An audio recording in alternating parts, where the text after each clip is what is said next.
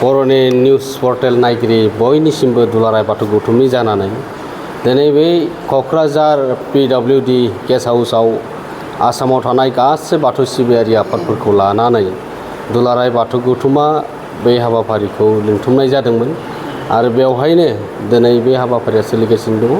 मानो होनोब्ला बाथौ धोरोमखौ लानानै बर' माहारिनि गेजेराव बा मुलुगनां खालामनो थाखाय गोबां जोंनि बाथौ धोरोमखौ लानानै सावरायनाय जादों आरो बे सावरायनायखौ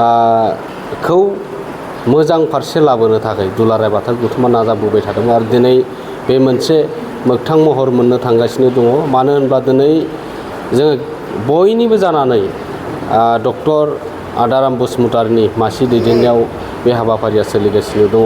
मानोना दिनै बर' माहारिखौ गेरेमसा माहारि हिसाबै गायसनोब्ला बाथौ धोरोमखौ जोङो बिनि फोसाबनाय आरो फोगोमनाय आरो बिनि जेखिनि मावथांखिफोरखौ जों जथाय सावरायनायनि गेजेरजों लाबोनो थाखाय दुलाराय बाथौ गौथुमा बेखौ सानबाय थादोंमोन आरो दिनै क'क्राझारनि बे PWD गेस्ट हाउसआव बेयो आबुं महर मोननो थांगासिनो दङ।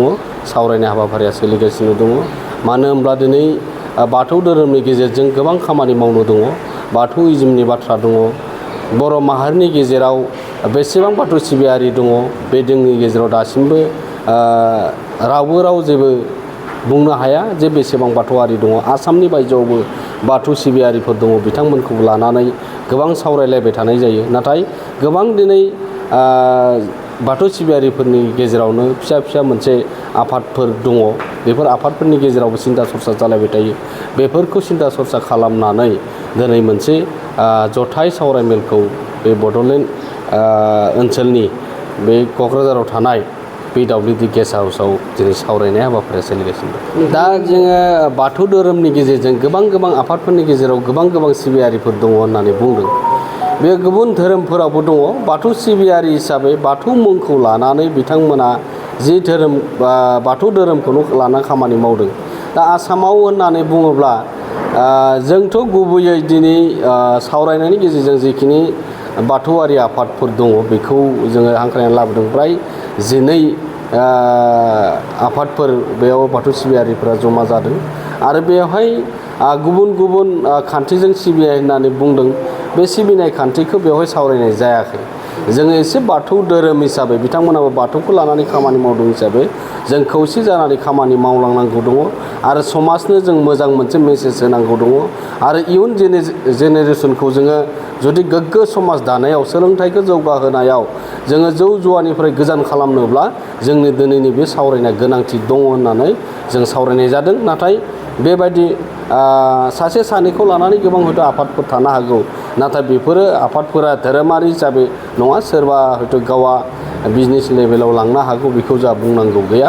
नाथाय जोङो बाथौ धोरोमखौ खौसे खालामनो थाखाय दिनैनि सावरायनाया मेन जायगा मोनदों आरो बाथौइजमनि थाखायहाय RGIजोंहाय दुलाराय बाथौ महासभाया सावरायबाय थानाय जादों। बे बेसेबांसिमाव बेथ' फ्राय जोङो जोबथा महरसिम मोनहैबाय।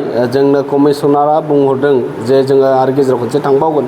नोंथांमोना जोंनियाव फैनांगौनि बाथ्रा गैला। नोंथांमोना जेरैबायदिहाय नांगौ बायदियै लेखा नांगौ बायदियै सेन्सासा एसे खामानि दंबावो। सेन्सासा एसे खम जानानै दं। खम बेनो माने जोङो आबुं खालामनो हायाखै सेन्सासखौ दासिमबो। बे सेन्सासाव एसे बेनि दिनैनि सावरायनाया बे जायगा मोनदों आरो बे नोंथांमोना जेरैबायदि गभर्नमेन्टआ दिनै नोंथांमोनखौ ओरैबायदिहाय बुंहरबानो माने बियो जोंनियाव बे गासैबो मावनायनि हाबाफारिया रेडि जानानै दङ। मानो होनब्ला नोंथाङा नोंथांमोननि खामानिखौ मावनो जेरैबायदि आदार्सआव बाथौइजम लिरनो हायो नोंथांमोना आदार्सआव लिरबाय था। होमब्लानो नोंथांमोननि जिखिनि दा जोंहा सेन्सास बायदि नायोब्लाथ' बिराद खम। माने 3 लाखनि सायाव एसे सायावल'सो दङ। बे 3 लाखनि सायाव दंब्ला जों बेखौ बारायनो थाखायब्ला आदार्सआवबो जों बाथौइजम लिरनो हायो। दाबो जोंनो कमिसनारानो बे अनलाइननि गेजेरजों जोंनो देखायनानै होदों। नोंथांमोना बे हाबाफारिखौ मावफुंब्लानो दिनै नङा गाबोन नोंथांमोना बाथौइजमनि मोनसे मोन्थाय कलम हिसाबै मोननो हागोन। नाथाय नोंथांमोना बाथौइजमखौ लिरनो हानायनि अथ'रिटिया दङ। नोंथांमोना बेखौ फोरमायदों। बेथ' गोदोथ' गैयामोन। गेजेर ससेयाव बांद्राय जादोंमोन। दा एसे खम जाबाय। बेयो जाहैबाय जोंनियाव मोजां मोनसे थानसालि गैयामोन। धोरोमनि सायाव जोंनिया सावरायनाय गैयामोन। जोंनि सोलोंथाइनि हारा जोबोर खममोन। जायफोरा दिनै सानसुमैफोर दङ बे धोरोमनि थाखाय सिन्था सरसा खालामामोन। नाथाय गोबां दिनै जोंनि गेजेराव सानसुमैफोरा ओंखारबोबाय। दिनै बिथांमोना सावरायनायनि गेजेरजों दिनै जेनेरेसनखौ जे बाथौ धोरोमाव खामानि मावफुंनो थाखाय आरो इयुन जेनेरेसनखौ बाथौ धोरोमनि गेजेरजों बर' समाजखौ दाफुंनो हानाय जौसुवानिफ्राय गोजानाव खालामनो हागोनखौ दिनै जों आसा खालामनो हायो बाथौ धोरोमनि गेजेरजों।